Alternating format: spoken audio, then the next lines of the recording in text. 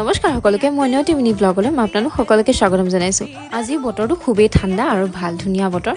কেতিয়াবা নিজকে সজাই পৰাও ভাল লাগে দিয়কচোন। বেলেগ একো নাজানো দেই কৰিব, অকল লিপষ্টিক আৰু আইলাইনাৰটো লগাবহে জানো, ফুটটো ল'ব, বাকী একোৱে কৰিব নাজানো। যে আহি মই ইউনিভাৰ্চিটি পালোহি, ক্লাছৰ মাজতো ইয়াৰ টিফিন খাবলৈ মানে একদম টনা আজোৰা মানে কৈছে ন। আৰু দেখিছেনে, ই ভাবিছে মোক বুলিব এজনী বলিয়া হ'ল, এনি টাইম কেমেৰাকে অন কৰি থৈ দিয়ে। ক্লাছ কৰি ওলাই আহিলোঁ, যিহেতু আজি লেব নাই, সেইবাবে ফটো দুখনমানো মাৰি ল'লোঁ। নেন্সি আৰু মোৰ ফটো নাছিলে। তাৰপিছত ওচৰতে ভাবি দোকানত আহি খালোঁ মেগী, ইমানেই ভাল লাগিলে মই আৰু এক প্লেট ল'লোঁ। সঁচাকৈ বহুত ভাল বনাইছিলে, তাত মানে ভালেই বনায় প্ৰায়। তাৰপিছত ঘৰলৈ যাবলৈ ওলালোঁ, মেজিকত বহিলোঁ। ঘৰ পালোহি, আহি ঘৰত দেখিছেনে কিহৰ আয়োজন হৈছে বাৰু, দুদিনমানৰ পিছত গম পাব।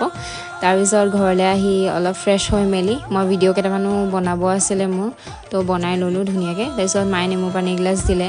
তাৰপিছত মায়ে মই মোৰ ছিনিয়ৰ বা এজনীৰ ঘৰলৈ গ'লোঁ, আমাৰ ঘৰৰ ওচৰৰে। তাই যিহেতু USA মেৰিট বেছ স্কলাৰশ্বিপত পঢ়িবলৈ পাইছে, তাইক শুভেচ্ছা দিবলৈ গ'লোঁ।